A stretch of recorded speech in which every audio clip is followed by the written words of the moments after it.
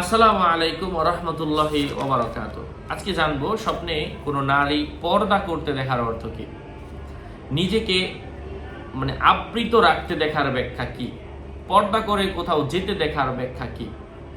সাথে আছি আমি মুফতি জুবাইর ইমাম। আলোচনা বুঝতে সাথেই থাকবেন। এখনো যারা চ্যানেলটি সাবস্ক্রাইব করেননি সাবস্ক্রাইব করতে ভুলবেন না। প্রত্যেক ভিডিওতেই বলি ভেরিফাই চ্যানেলের ডেসক্রিপশন বক্সে ক্লিক করলে পেজ এবং আইডি আসবে। এটা ছাড়া আলাদা অন্য কোনো পেজ নেই, আইডি নেই, ইমো নেই, হোয়াটসঅ্যাপ নেই, টিকটক নেই। নাম ছবি দেখে বিভ্রান্ত হওয়া যাবে না। প্রত্যেক ভিডিওতে আলাদা আমি সাবধান করি, সতর্ক করি। সম্মানিত হাজিরিন, পর্দা দেখা এটা স্বপ্নদ্রষ্টা ওই পর্দা দেখা কখনো কখনো তার মাথা থেকে চিন্তা দূর হবে।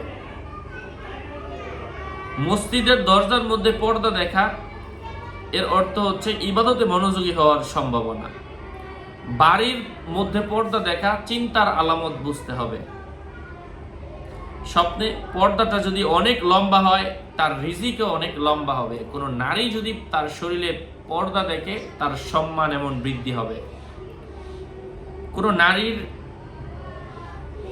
মাথা থেকে পা পর্যন্ত ঢাকা দেখা পর্দা খুবই বেশি চিন্তা এবং ভয় মুক্তির আলামত। স্বপ্নে কোনো চোর পলাতক ব্যক্তি যদি পর্দা করে কারো থেকে আবৃত থাকার জন্য, এর অর্থ হচ্ছে স্বপ্নদ্রষ্টা এই যে ব্যক্তি চোর তার জন্য পর্দা দেখার অর্থ হচ্ছে তার দুশ্চিন্তার আলামত।